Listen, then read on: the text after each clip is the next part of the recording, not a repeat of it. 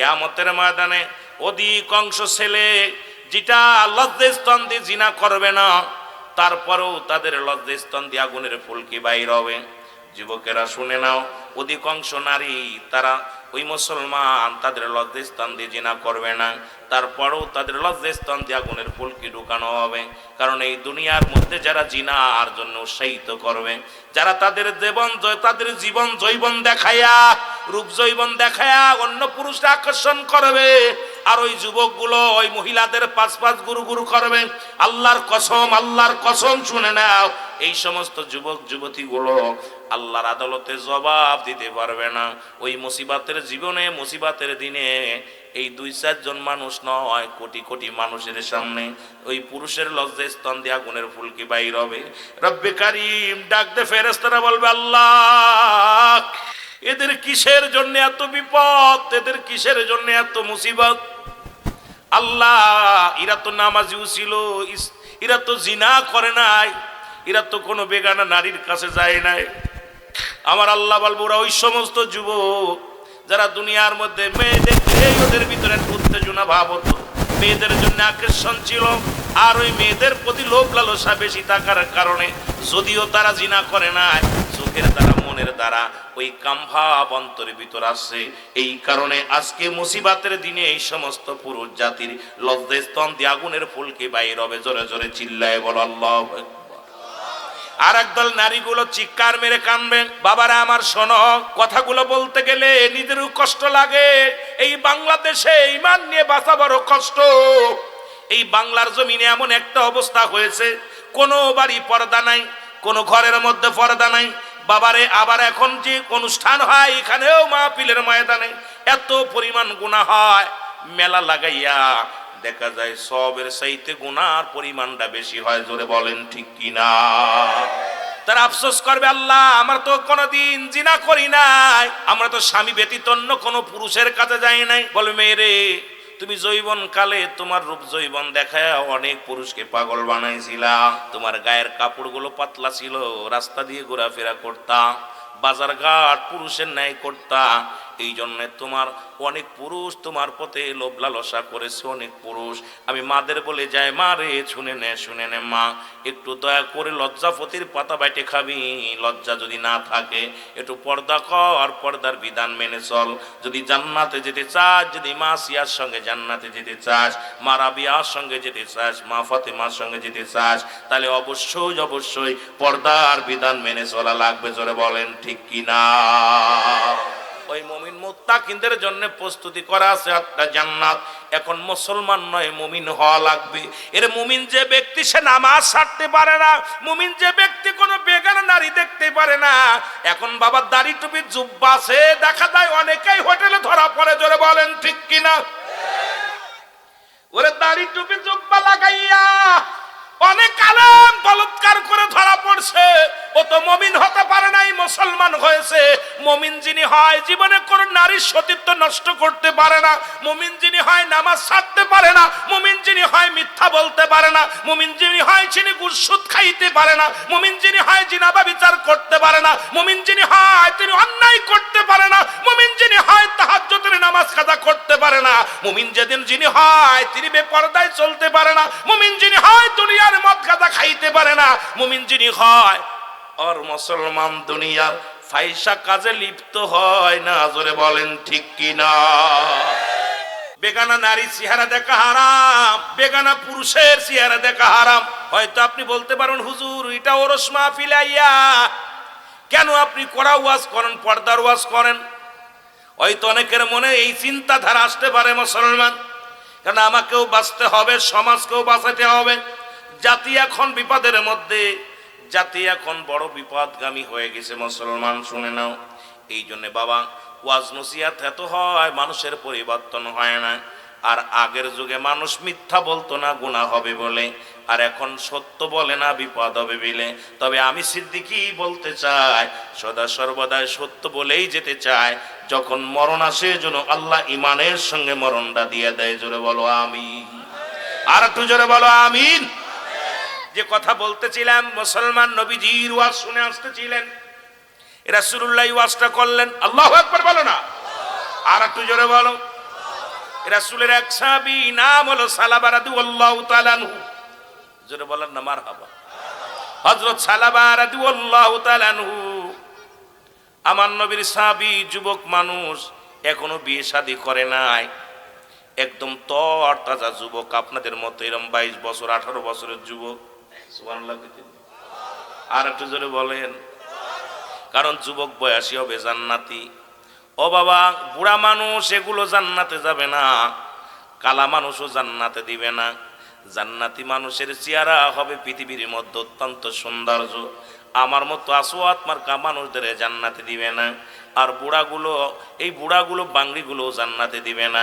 ওই জান্নাতি যুবকগুলো হবে 18 বছরের যুবক আর 16 বছরের যুবতী বানায়া দিবে আমার আল্লাহ। জোরে বলেন সুবহানাল্লাহ। আর একটু জোরে বলো আল্লাহু আকবার। ভয় নাই, বুড়ো বাবাদের ভয় নাই, টেনশন নাই, আপনাদেরও ভয় নাই, আমারও ভয় নাই। যদি আমল করতে পারি দুনিয়ার মধ্যে, জোরে বলেন ঠিক কিনা? আরো জোরে বলেন, আরো জোরে বলেন। যখন কালেমা পড়েছেন, ঈমান আনছেন, লা ইলাহা ইল্লাল্লাহ, নাই কোন ইলাহ এক আল্লাহ ছাড়া, মুহাম্মাদুর রাসূলুল্লাহ সাল্লাল্লাহু আলাইহি ওয়াসাল্লাম। ওই যুবক যখন রাস্তা দিয়ে যাইতেছিল, হঠাৎ করে দেখে এক বাড়ির মধ্যে বেপরদা, কিন্তু ঘরের মধ্যে পর্দা দিয়ে আছে একটা মেয়ে গোসল করতেছিল।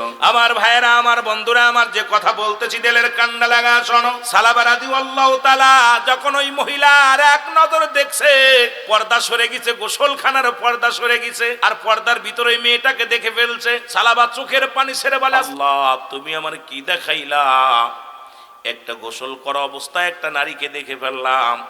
আরে আমার দেশে তো ঘাটে গোসল করে নারী পুরুষ একসাথে, অনেক দরবারেও দেখলাম, অনেক মুসলমান অনেক জায়গা দেখলাম, অনেক মাজারেও যায় দেখি নারী পুরুষ একসাথে গোসল করে। মুসলমান গায়ে কাপড় নাই, মাথায় কাপড় নাই। এটা আল্লাহর ওলির দোষ না, এটা আমাদের দোষ। জোরে বলেন ঠিক কিনা? কর্তৃপক্ষের দোষ, ম্যানেজমেন্টের দোষ। জোরে বলেন ঠিক কিনা? আজকে দরকার ছিল বাজারটা বন্ধ করে দেওয়ার। এখন একদল বাজারের পক্ষে আর একদল বাজারের বিপক্ষে হবে। মাহফিল যারা বাজারের বিপক্ষে তারা কয় বাজার যদি না হয় মাহফিল হবে না। আবার যদি ওরা কয় মাহফিল হবে, বাজারও হবে। কারণ এখন এমন একটা অবস্থানের মধ্যে আমরা বাস করতেছি, সত্য বলা যায় না বিপদের জন্য। জোরে বলেন ঠিক কিনা? সত্য বললেই বিপদ। কথা কয় না কে? কষ্ট হচ্ছে নি? সত্য কথা বললেই বিপদ। আগে সত্য মিথ্যা বলতো না, ভয়ে পাপ হবে, আর এখন সত্য বলে না, ভয়ে বিপদ হবে। এই দেশে বাস করে লাভ কি বাবা? কারণ 70 বছর 80 বছর বেঁচে থেকে লাভ নাই। 2 দিন বাঁচেন, 10 দিন বাঁচেন, 10 বছর বাঁচেন, ইমান নিয়ে মরা চিন্তা করেন। জোরে বলেন ঠিক কিনা? সালাবা রাদিয়াল্লাহু তাআলা একটা চিৎকার দিয়ে বলে, মালিক আমি বেগানা নারীর চেহারা দেখে ফেলেছি রে। ওই কিয়ামতের ময়দানে আমি কি জবাব দিব? আমার নবী যদি জেনে যায় আমি সালাবা বেগানা নারীর চেহারা দেখেছি, আমার নবীর কদমে আমার জায়গা হবে না। আমার বিরুদ্ধে যদি আয়াত নাজিল হয় ইসলামের কলঙ্ক হবে। আমার কথা যদি মুসলিমেরা জেনে যায় তাহলে ইসলামের বড় কলঙ্ক হবে। মাবুদ রে, আমি আর লোক সমাজে মুখ দেখাবো না। সালাবা কানতে কানতে রওনা হয়ে গেল জঙ্গলার দিকে। আরে আমার যুবকেরা শোন, শুধু চোখ দিয়ে দেখেছে বেগানা নারী, এর জন্য সালাবাই যুবক, 18 বছরের যুবক। বাবারে খুব গভীর মনোযোগ লক্ষ্য করে শুনতো। সালাবা রাদিয়াল্লাহু তাআলা জঙ্গলে যা কান্দে। আল্লাহর নবী একদিন নয়, 2 দিন নয়, কটা দিন কেটে গেল। জিবরিল আমিনকে আল্লাহ ডাকতে বলো, ও জিবরিল দৌড়ে যাও আমার হাবিবের কাছে। আমার নবীর যুবক সাহাবী সালাবার দিকে একটু নজর দিতে জোরে জোরে চিল্লায় বলা যাবে না আল্লাহু আকবার। আল্লাহর নবী ডাকতে বলে, সাহাবীরা রে, আমার সালাবার খবর রাখুনি, সালাবার খবর জানুনি। সাহাবীরা বলে, নবী গো, ও মায়ার নবী, সালাবার তো আমরা কয়দিন দেখি না। নবী কয়, খবর নাও। রাহমাতুল লিল আলামিন নিজে খবর নিলেন, সাহাবীদের খবর নিতে পাঠাইলেন। কোন সাহাবী সালাবার খবর দিতে পারে না গো। আল্লাহর নবী বলে, ও কোথায় রে আবু বকর, কোথায় রে উমর? আমার সালাবারে খুঁজে বাইর করো, আমার সালাবারে খোঁজ করো, যুবকদের খুঁজে বাইর করো। খুঁজতে খুঁজতে রওনা হয়ে গেল সারা দেশ। নগর নদী নালা সব জায়গা খুঁজতে লাগলেন, কিন্তু সালাবা রাদিয়াল্লাহু তাআলাকে খুঁজে পান না। পাহাড়ি অঞ্চলে গেলেন, রাখালিদের ডাকতে বলে, রাখালিরা তোমরা কি সালাবারে দেখছো? বলে না, আমরা তো সালাবারে চিনি না। কয় নবীর একজন সাহাবী, গঠন তার এইরকম, চেহারা তার এরকম, নাম তার সালাবা। বলে জানি না, তবে কে যেন একজন যুবক কাজ কটা দিন আমাদের পাহাড়ি অঞ্চলে এসেছে, পরে সারাদিন পরে সকালবেলা ঘুম থেকে উঠে ওই পাহাড়ের উপর ওঠে কান্দনগত সাহাবী। আরে কান্দনগত যুবক সারাদিন পরে সেজদার মধ্যে পড়ে কান্দে, সেজদার মধ্যে পড়ে কান্দের ডাক দে বলে, রব্বে কারীম, আমার গুনাহ কি মাফ হয়েছে?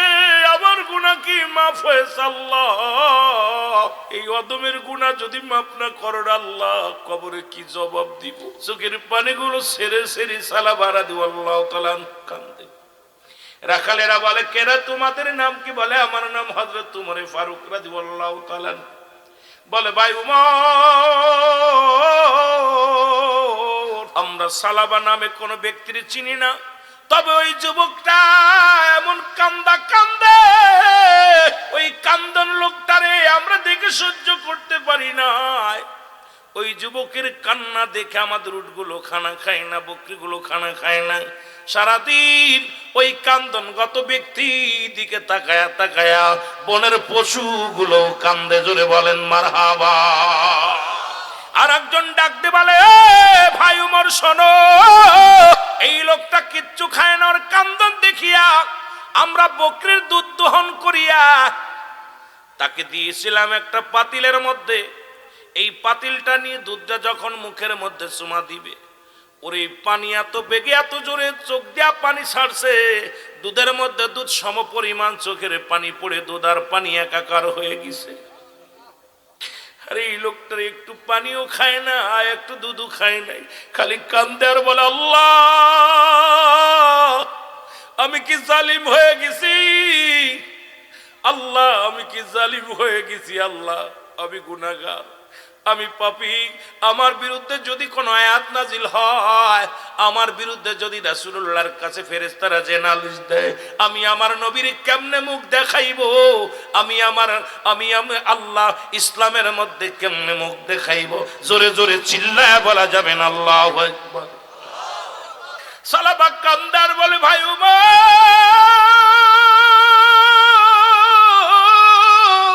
আমি জালিম হয়ে গেছি এমন কোন আয়াত কি আমার আল্লাহ নাজিল করেছে? আমার নবীকে আমার বিষয় কিছু বলছে রে? বলে না, রাসূল তো কিছু বলে নাই, কোন আয়াত তো নাজিল হয় নাই, রাসূল তো কোনো বিষয় বলে না। রাসূল শুধু আমাকে বলছে, সাহাবীদেরকে বলছে, আমার সালাবারে খুঁজে বাইর করো, আমার সালাবারে খুঁজে বাইর করো। আমি আপনাকে খুঁজে বাইর করলাম, চলেন রাসূলুল্লাহর কদমে যাই। সালাবা হাঁটতে পারে না, দুই সাহাবীর ঘাড়ে হাত দিয়া রাহমাতুল লিল আলামিনের কদমের মধ্যে দুজন সাহাবী সালাবাকে সঙ্গে করে নিয়ে আসলেন। জোরে বলো মারহাবা। নবীজির সামনে আসি সালাবারে ছেড়ে দিলেন। সালাবা রাসূলুল্লাহর কদমের মধ্যে পড়ে গেলেন। নবীজি বলে, সালাবারে তুমি কই গিয়েছিলা? বলে, হুজুর, ইয়া রাসূলুল্লাহ, ইয়া হাবিবাল্লাহ, আমি আগে জানতে চাই নবী গো, আমার বিরুদ্ধে কোনো অভিযোগ আছে কি না? নবী গো, আমার বিরুদ্ধে কোনো আয়াত নাজিল হয়েছে কি না? নবী গো, আমার বিরুদ্ধে কোনো হাদিসের আলো, কোনো ফেরেশতারা আসিয়া আপনার কাছে জিবরিল আমিন কিছু বলছে কি না? নবী বলে, সালাবারে তুমি কি বলতে চাও? বলে, নবী গো, আমি জালিম, আমি জুলুম করেছি। নবী গো, আমি দুনিয়ার মধ্যে আমি অন্যায় করে ফেলেছি, পাপ করে ফেলেছি। নবী কয়, কি পাপ করছো? বলে, ইয়া রাসূলুল্লাহ, আপনার কদম থেকে যাবার পথে রাস্তা দিয়ে যাইতেছিলাম, যাবার পথে দেখি এক বাড়ির মধ্যে পর্দা টানানো, পর্দার ভিতরে একটা মেয়ে গোসল করে, বাতাসে পর্দাটা সরে গেছে, আমি ওইদিকে নজর পড়ে গেছে। ইয়া রাসূলুল্লাহ, ইয়া হাবিবাল্লাহ, একটা বেগানা নারীর দিকে আমার নজর চলে গেছে। নবী গো, আমি জালিম হয়ে গেছি, ইয়া রাসূলুল্লাহ আমি পাপ করেছি, আমার আল্লাহ কি আমারে মাফ করব? আমার নবী কয় সালাবারে এ বিষয়ে কোন আয়াত নাযিল হয় না, এমন কি কোন ফেরেশতা জিবরিল আমিন এসে আমারে কোন সংবাদ জানান নাই? আল্লাহর নবী কয় তওবা কর সালাবা।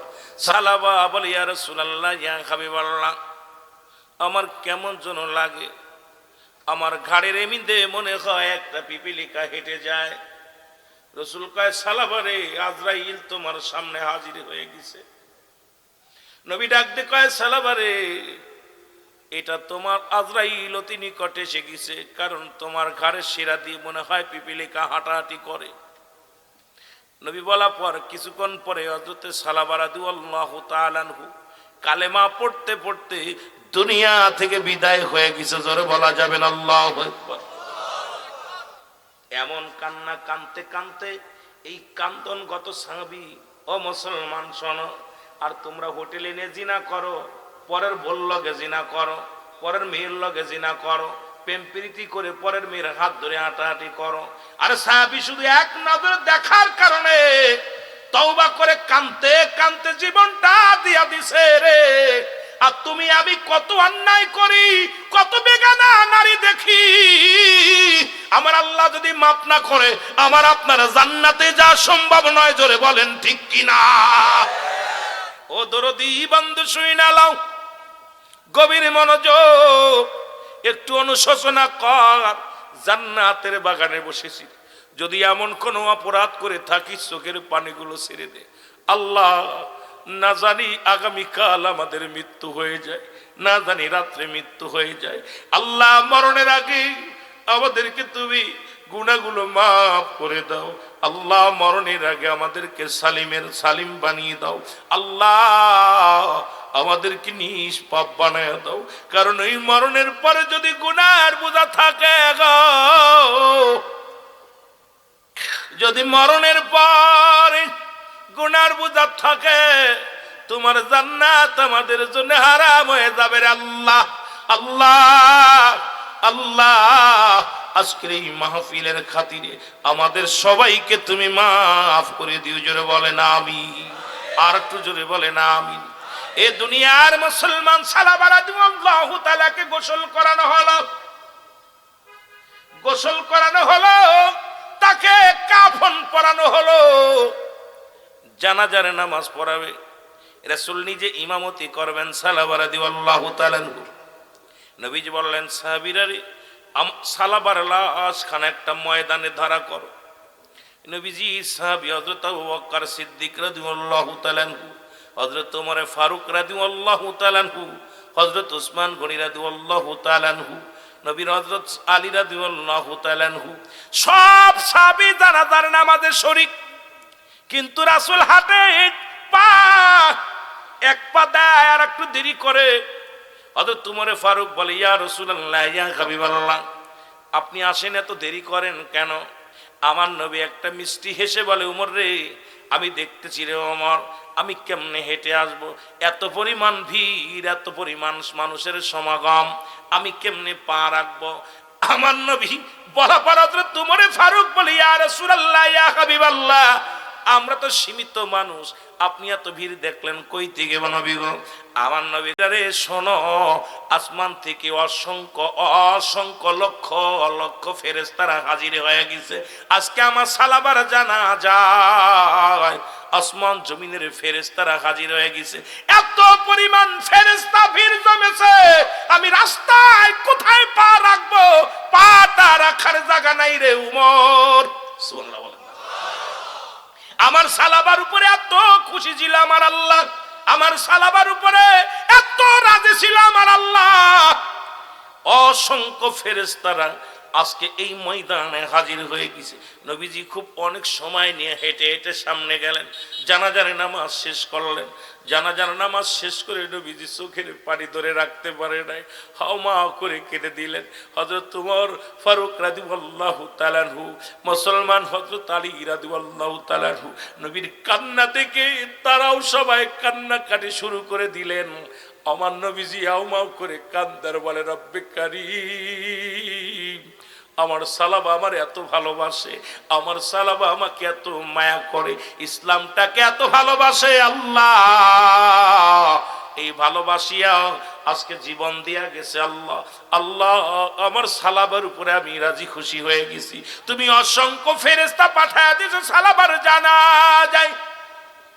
আমার আল্লাহ ডাকতে বলে হাবিব শুধু অসংখ্য ফেরেশতা যাই নাই, আরে ওই 8টা জান্নাতের দরজায় খোলা আছে সালাবার জন্য।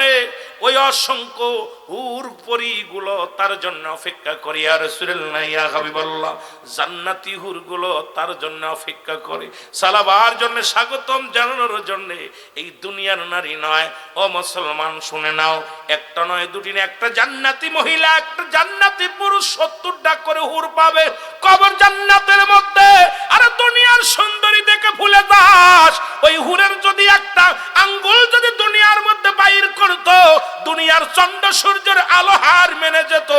এই সুন্দরী মহিলা অপেক্ষা করে তোর খবরে। ও বাজান, একটু কষ্ট করে নামাজ পড়, একটু কষ্ট করে সত্য পথে চল, একটু সত্য করে ইসলামের বিধান মেনে চল। দুনিয়ার জিন্দেগি ছেড়ে দিয়া একটু কষ্ট করে চললেই পারে। কবরে যা পর একটা নয় দুটি নয় 70টা করে নারী দিয়া হবে। জোরে জোরে চিল্লায় বলা যাবে না সুবহানাল্লাহ। রাসূলুল্লাহর আরেকজন যুবক সাহাবী 5 ওয়াক্ত নামাজ জামাতের সঙ্গে পড়তো।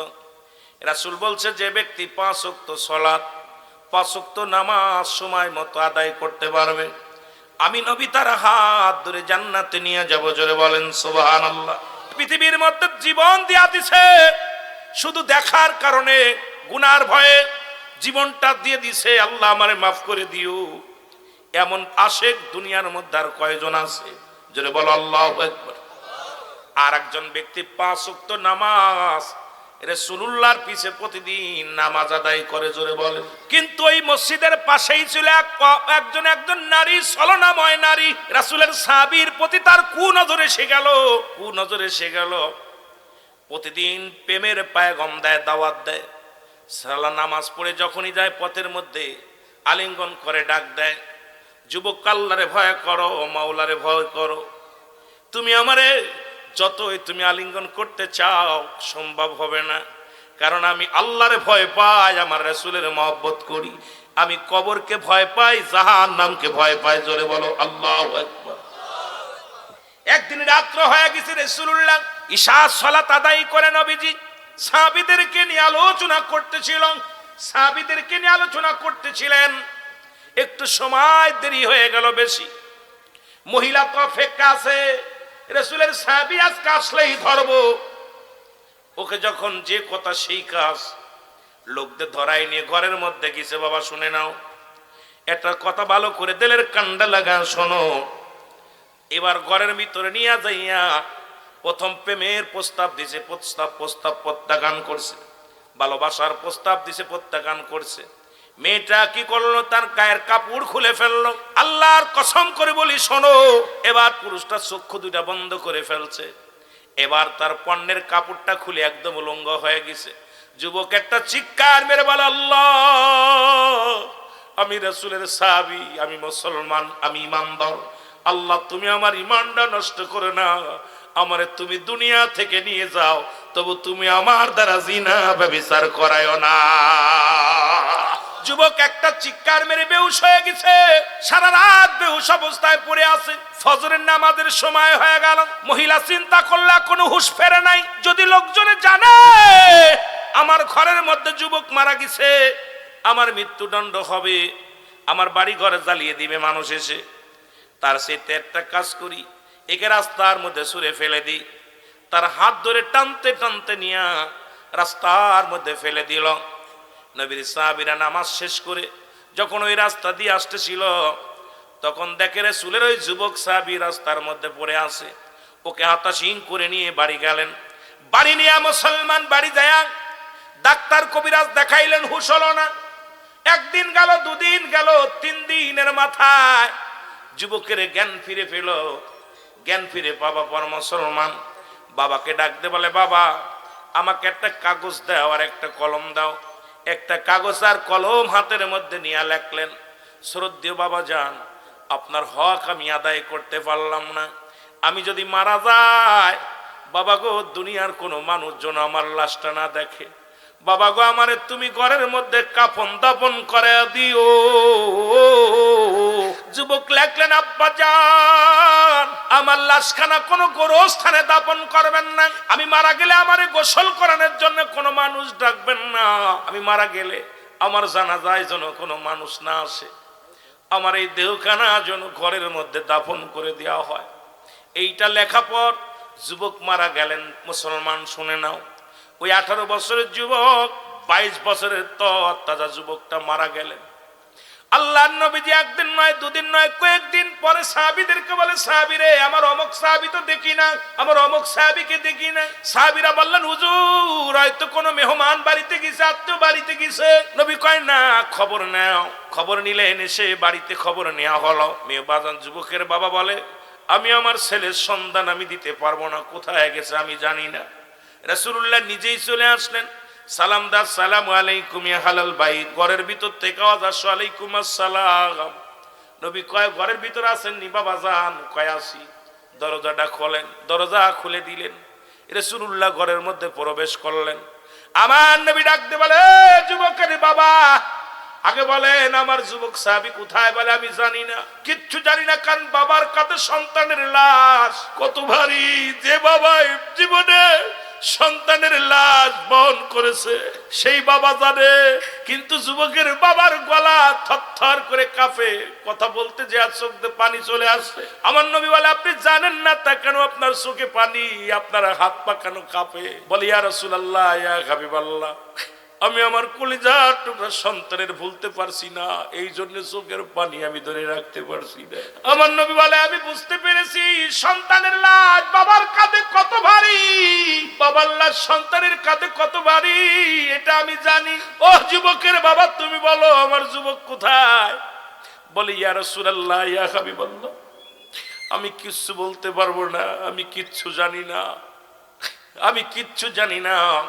আমার নবীর এই কথা শোনার পর তাকায় দেখে নতুন মাটি খোঁড়া ঘরের মধ্যে মাটি খোঁড়া। নবীজি বলছে, ও যুবকের বাবা, তোমার ঘরের মধ্যে নতুন মাটি খোঁড়া কেন? বলি, ইয়া রাসূলুল্লাহ, আপনার কাছে লুকাইতে পারলাম না, আমার সন্তান কলিজার টুকরা দুনিয়ার মধ্যে নাই। আমার ছেলেটা 3 দিন আগে দুনিয়ার মায়া ছেড়ে চলে গেছে। আমি তারে কাপন দাফন করেছি, এই যে ঘরের মধ্যেই তার কবর দিয়েছি। জোরে বলো আল্লাহু আকবার। আল্লাহর নবী বলেন, কি শুনাইলা তুমি? 3 দিন আগে তোমার কলিজার টুকরা সন্তান মারা গেছে, আমারে জানাও নাই, আমারে বলো নাই, মারা গেল, তুমি এখনো আমারে বলো নাই। বলে, ইয়া রাসূলুল্লাহ, আমি কিচ্ছু বলতে পারবো না, একখানা চিঠি আছে শুধু লেখা। নবীজির কাছে পত্রখানা এনে দিলেন।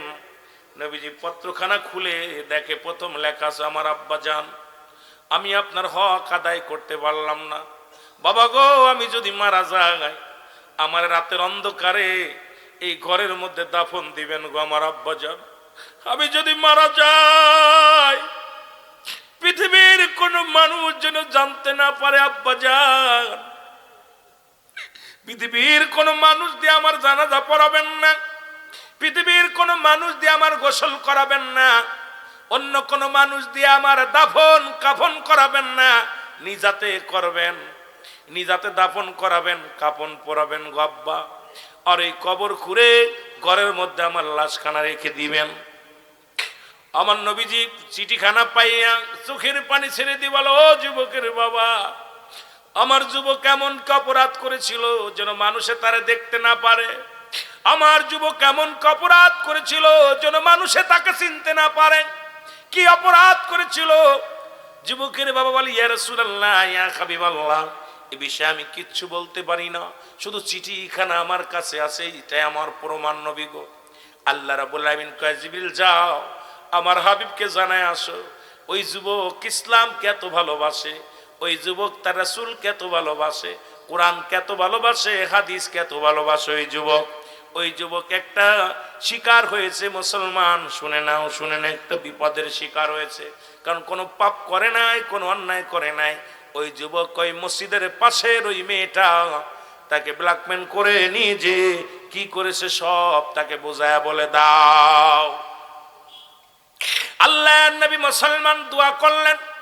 জিবরিল আমিন বলে, ইয়া রাসূলুল্লাহ, আপনার যুবকরা তো অনেক আগেই জান্নাতে দিয়েছে। জোরে বলেন সুবহানাল্লাহ, বলেন না, আর একটু জোরে বলেন।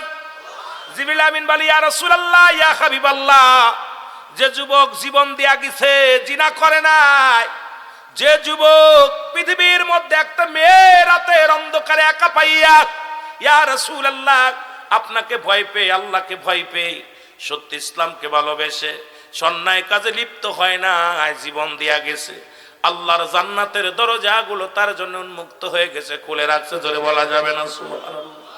আর একটু জোরে বল আল্লাহু আকবার।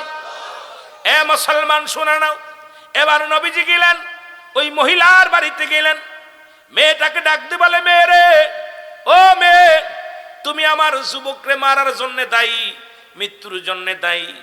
মহিলাটা ডাকতে বলে, ইয়া রাসূলুল্লাহ, ইয়া হাবিবাল্লাহ, আমি আগে জানতাম না মুসলমান এত আদর্শবান হয়, মুসলমান এত আদর্শবান হতে পারে। ইয়া রাসূলুল্লাহ, ইয়া হাবিবাল্লাহ, ওই আপনার সাহাবীর এত ঈমান মজবুত। ইয়া রাসূলুল্লাহ, ইয়া হাবিবাল্লাহ, আমি মুসলিম নারী, আপনার এই যুবকের প্রতি আমি আকৃষ্ট হয়ে গেছিলাম, কিন্তু নবী গো, তাকে আমি ঘরের মধ্যে আনি। ইয়া রাসূলুল্লাহ, আমি তাকে অনেক ব্ল্যাকমেল করেছিলাম, আমি অনেক চেষ্টা করেছিলাম আমার প্রতি তারে দুর্বল করার জন্য। ইয়া রাসূলুল্লাহ, ইয়া হাবিবাল্লাহ, নবী গো, সে জীবন দিয়া গেছে কিন্তু ঈমান দেয় নাই, সে ব্যভিচারে লিপ্ত হয় নাই, জিনায় লিপ্ত হয় নাই। ইয়া রাসূলুল্লাহ, আমি আর একটা মিনিটও মুসলিম থাকতে চাই না, নবী গো, আমারে মুসলমান বানায়া দেন। আমি জানি মুসলমান জিনা ব্যভিচার করে না। এ মৌলবীরা শোন, আজকে যারা জিনা ব্যভিচার করিস, আমি কই তোরা কিসের মুসলমান? কারণ মুসলমান হতে পারিস নাই। রাসূলের সাহাবী কি করলেন? রাসূলের সাহাবী জীবন দিয়া গেছে, জিনা ব্যভিচার করে নাই। সঙ্গে সঙ্গে মেয়েটা বলে, ইয়া রাসূলুল্লাহ, ইয়া হাবিবাল্লাহ, আপনার কাছে আমি মুসলমান হতে চাই, কালেমা পড়ায়া দেন। নবীজির সঙ্গে সঙ্গে তারে কালেমা পড়ায়া দিলেন, লা ইলাহা ইল্লাল্লাহু মুহাম্মাদুর রাসূলুল্লাহ। জোরে জোরে চিল্লায় বলা যাবে না সাল্লাল্লাহু আলাইহি ওয়াসাল্লাম? আর একটু জোরে বলো আল্লাহু আকবার। আমার ভাইরা, আমার বন্ধুরা আমার, অথচ আজকে বাংলাদেশে দেখি অনেক দাড়িওয়ালা, রাগ করেন না, আবার আপনি বলতে পারেন হুজুর আপনাকে দুর্নাম আপনারা নিচ্ছেন। প্রায় মাসেই দেখি খালি বলৎকার, দাড়ি আছে, টুপি আছে, পাগড়ি আছে, খালি বলৎকার, খালি বলৎকার। তার মানে এরা ইসলামকে কলঙ্ক দিতে চায়, ইসলামকে কলুষিত করতে চায়। আমি বলে করি, মুসলমানদের বিচার একটাই হবে, এই দুনিয়া থেকে চিরচ্ছেদ করা লাগবে, এই দুনিয়া থেকে তাদের চিরবিদায় করে দিতে হবে। কারণ যারা ইসলামকে কলুষিত করতে চায়, মুসলমানদের কলুষিত করতে চায়, মুসলমানদের মধ্যে তাদের জায়গা দেওয়া ঠিক নয়। জোরে বলেন ঠিক কি না? সে হোক দাড়িওয়ালা, সে হোক বাড়িওয়ালা, সে হোক টাকাওয়ালা, সে হোক, আজকে আমার দেশের অনেক জিনাখোর মুসলমান বড় বড় কথা বলে। মুসলমান শুনে নাও, আজকে আমি আপনাদের কাছে একটাই দাবি করতে চাই, ইসলামের বিধান মানবেন। কারণ আল্লাহ বলেন, ইয়া আইয়ুহাল্লাযীনা আমানু, আল্লাহ বলে ইমানদারেরা, বিশ্বাসীরা। আল্লাহ তিনি বলতে আইয়ুহান নাস, ও মানুষ সম্প্রদায়। আল্লাহ মানুষে ডাকে নাই, ডাকছি ইমানদারদের, বিশ্বাসীদের। বিশ্বাসীরা শোনো, আদখুলু ফিস-সিলমি কাফা, আল্লাহ কয় ইমানদারেরা, বিশ্বাসীরা, তোমরা পরিপূর্ণভাবে প্রবেশ করো ইসলামের মধ্যে। এখন ইসলামের আবিধানিক অর্থ একটা নয়, দুটি নয়, প্রায় 82টা আমি আপনাদের কাছে অনেক সময় আলোচনার মধ্যে বলি। ইসলাম মানে শান্তি, ইসলাম মানে আত্মসমর্পণ, ইসলাম মানে নিজে না খন্ডরে খাওয়ানো, ইসলাম মানে নারীর সতীত্ব ভাড়া দাও, ইসলাম মানে নিজে না ঘুমান্নের ঘুম পাড়াও, ইসলাম মানে দুঃখে থেকে তুমি অন্যের সুখে রাখো। আজকে ইসলামের লিবাস লাগাই যারা মন্দিরে আগুন দাও, যারা ইসলামের লাগাই লিবাস লাগায় মাজার ভেঙ্গে দাও, আজকে ইসলামের লিবাস লাগায় দাড়ি টুপি লাগাইয়া বড় পণ্ডিতি করো, মাজারে যায় আগুন দাও। ইসলাম মানে যদি হয় ইসলামের আবিধানিক শাব্দিক অর্থ 80 থেকে 82টা। ইসলাম মানে নিজে না খন্ডরে খাও, ইসলাম মানে নিজে না ঘুমান্নরে ঘুম পাড়াও, ইসলাম মানে একত্ববাদ, ইসলাম মানে শান্তি, ইসলাম মানে নারীর সতীত্ব পাহারা দাও। আজকে তোমার দ্বারাই যে হট্টগোল হয়, তোমার দ্বারা এই যে অশান্তি হয় মুসলমানদের মধ্যে, আমি মনে করি তুমি জঙ্গলিবাদ উগ্রপন্থী, তুমি মুসলমান হতে পারো না। জোরে বলেন ঠিক কি না? আল্লাহর ওলিরা এসে কি করছেন, আপনি কি করছেন? বাংলার জমিনে শাহজালাল ইয়ামানি আসলো, যখন দাড়িওয়ালা টুপিওয়ালা গরগোবিন্দ ঘোষণা করে দিল, বাবারে মনে রাখবেন কথাগুলো, যেহেতু ওলি আল্লাহদের মাজারের মাহফিল, আবার এই মসজিদ বানাইলেন, মাদ্রাসা বানাইলেন। আল্লাহর ওলিরা কি করছে? মসজিদ বানাইছে। আল্লাহর ওলিরা কি বানাইছে? মুসলমান মসজিদ বানাইছে, মাদ্রাসা বানাইছে। এই আল্লাহর ওলিদের সেই মাদ্রাসায় লেখাপড়া করে আল্লাহর ওলিদের বিরোধিতা করতেছেন, সেই মসজিদে নামাজ পড়েন, ইমামতি করে কামাইতেছেন আর তাদের বিরোধিতা করেন। বাবারা শোনো, শাহজালাল যখন আসবে 360 জন আউলিয়া নিয়ে যখন সিলেটের জমিনে আসলেন, গরগোবিন্দ ঘোষণা করে দিলেন, কোথায় তোমরা শুনে নাও, কেউ যেন দাড়িওয়ালা টুপিওয়ালা যেন এই সিলেটের জমিনে ঢুকতে না পারে। 1 নম্বরে দাড়িওয়ালার শত্রু ছিল গরগোবিন্দ, 1 নম্বরে টুপিওয়ালার শত্রু ছিল গরগোবিন্দ, মসজিদের শত্রু ছিল গরগোবিন্দ, মুসলমান মাদ্রাসার শত্রু ছিল গরগোবিন্দ। আরে আজও পর্যন্ত আমি বলি কোন মুসলিম মুসলমানদের বন্ধু হতে পারে না। পশ্চিম রাষ্ট্রের মানুষ তারা আমাদেরকে এতভাবে আঘাত করে, পশ্চিম দেশের মধ্যে অসংখ্য মুসলমানদেরকে জ্বালিয়ে পুড়িয়ে শেষ করে দিতেছে। ওই ভারতের মধ্যে অসংখ্য মুসলিমের বাড়িগুলো দখল করে নিছে। মুসলমান গরু জবাই করার কারণে, গোশত খাওয়ার কারণে তাদেরকে পুড়িয়ে হত্যা করা হয়েছে। আর আমার দেশের হিন্দুরা এই শান্তির মধ্যে আছে, আর ওরা নালিশ দেয়, প্রতিদিন নালিশ দিচ্ছে। আমরা পূর্বাঞ্চলের মুসলমান হিন্দু গোষ্ঠীগুলো অশান্তির মধ্যে আছি। আমি বলি শুনে নাও, আমরা তোমাদের দালাল না, পাঁচাটা দালাল না। কারণ মুসলমান কোনোদিন মাথা নত করতে পারে না, মুসলিমদের পায়ে ধরতে পারে না। মুসলিমেরা রাসূলের কদমে আছে, আমার নবীর কদমে এসে আদর্শ দেখে কালেমা পড়ে মুসলমান হয়েছে। ধরে বলেন ঠিক কিনা? গরগোবিন্দ ঘোষণা করে দিলেন, আজকে কুরবানি করেন। আপনারা কি জানেন, বুরহানুদ্দিন তার কলিজার টুকরা সন্তানের জন্য আজকে গরুর গোশত খাইলাম আপনাদের এখানে এসে। এই গরুর গোশত বাংলাদেশে খাওয়া যেত না। মুসলমান শোনো, যদি না শাহজালাল না আসতো, শাহপরান না আসতো, আল্লাহর মাহবুব বান্দা না আসতো, 360 জন আউলিয়া না আসতো, আজকে বাংলার জমিনে যারা ইসলাম নিয়ে আসছে, বড় বড় কথা বলেন, যাদের বিরোধিতা করে, ওরা যদি না আসতো, গরুর গোশত খাইতে হতো না। ওই যে ওরা দাদারা যেমন গরু চুনা খায়, গোশত খায় না, ওই রকম তোমাদেরও চুনা খাওয়াইতো। জোরে বলেন ঠিক কিনা? গরগোবিন্দ কি করলেন? বুরহানুদ্দিন তার কলিজার টুকরা সন্তানের আকিকা করলেন সুন্নাতে রাসূলের আদর্শ মেনে গরু কুরবানি করে। কি করলেন? আকিকা করে সন্তানের গোশত দিয়ে জনগণকে, গরিব মিসকিনদের খাওয়াই দিলেন। আর ওই গরগোবিন্দর ভয়ে মাথা, কান, ঠ্যাং, ভুঁড়ি সব মাটি খুঁড়ে ঢেকে রাখলেন, রক্তগুলো ঢেকে রাখলেন যাতে টের না পায়। কিন্তু কি হলো বাবা, দেখা গেল কুকুরে বা কাকে এই মাথাটা উঠাইলেন, কান উঠাইলেন, আর নিয়ে ফেলবি এমন জায়গায় ফেলছে, গরগোবিন্দর সীমানায় নিয়ে ফেলছে। গরগোবিন্দ দেখলো গরুর কান, ঘটনাটা কি করে গরু জবাই করছে, দেখো, খবর নাও। খবর নিয়ে ডাকলো, খবর নিয়ে শুনতে পাইল বুরহানুদ্দিন তার কলিজার টুকরা সন্তান তার আকিকা করছে। গরগোবিন্দ তার লোকজন নিয়ে চলে আসলো, আসিয়া সিপাহীকে সঙ্গে নিয়ে আসলেন। এসে কলিজার টুকরা সন্তান কোলের ভিতর থেকে হাত ধরে টান দিয়া বাইর করে নিয়ে মানুষের সামনে দিবালয়ে জবাই করে দিছে। এই বাংলার মৌলবীরা, মুসলমান বুরহানুদ্দিনের কলিজার টুকরা সন্তানকে জমিনের মধ্যে ফেলে, পায়ের তলে ফেলে জবাই করে দিছে। একটু মায়া লাগে নাই? শুধু গরু জবাই করার কারণে আজকে গরুর হাজার গরু বাংলাদেশে প্রতিদিন জবাই হয়। কোন সন্তানের তো আর গলা কাটা যায় না। তাহলে সেই বুরহানুদ্দিনের পক্ষে থাকার দরকার আছে কিনা? সেই আল্লাহর ওলিদের পক্ষে থাকার দরকার আছে কিনা? আমার বড় কষ্ট হয়, দাড়িওয়ালা টুপিওয়ালা ঢুকতে পারবে না, ঘোষণা হয়ে গেল আযান হবে না। বাংলার জমিনের মানুষগুলো, তোমাদের এখনো কেন সচেতন হও না? এখনো কেন জ্ঞান হয় না? ঘোষণা পড়ে গেল সিলেট অঞ্চল এমনকি এই বাংলার জমিনে আযান চলবে না। টুপিওয়ালা দাড়িওয়ালাকে দেখলেই হত্যা করবে, টুপিওয়ালা দাড়িওয়ালা তসবিওয়ালার দেখলেই তাকে নদীতে পার করবে না, গাড়িতে উঠাবে না। ঘোষণা হয়ে গেল গাড়ি বন্ধ, লঞ্চ বন্ধ, সব কিছু বন্ধ করে দিল। এমন হরতাল অবরোধ শুরু হয়ে গেল। রব্বে কারিম শাহজালাল ইয়ামানি 360 জন আউলিয়া নিয়া রব্বে কারিম তারে পাঠায়া দিল বাংলার জমিনে। যখন মুসলমান সুরমা নদীর কিনারে আসলেন, এই দেখে নদীর মধ্যে কোনো নৌকা নাই, পারাপার হবে কেমনে? পারাপার হওয়ার মতো ব্যবস্থা নাই। আল্লাহর ওলি চোখের পানিগুলো ফেরে কান্দে, রব্বে কারিম তুমি আমারে পাঠাইছো ইসলামের দাওয়াত দেওয়ার জন্য, কালেমার দাওয়াত দেওয়ার জন্য। আল্লাহ আমি দাওয়াত দিব কেমনে? আমি নদী পার হব, পারে না গেলে আমি মানুষের কাছে কেমনে দাওয়াত পৌঁছাবো? কেমনে আমি ইসলামের দাওয়াত দিব? এ মাবুদ তুমি আমারে দয়া করো। নামাজ শেষে 2 রাকাত নামাজ পড়ে দোয়া করলেন, আল্লাহর দরবারে হাত উঠায় দিলেন। কারণ আল্লাহর ওলিরা জানেন, আল্লাহর ওলিরা বলতেন নিজেরা অসহায়, আল্লাহ হলো সহায়।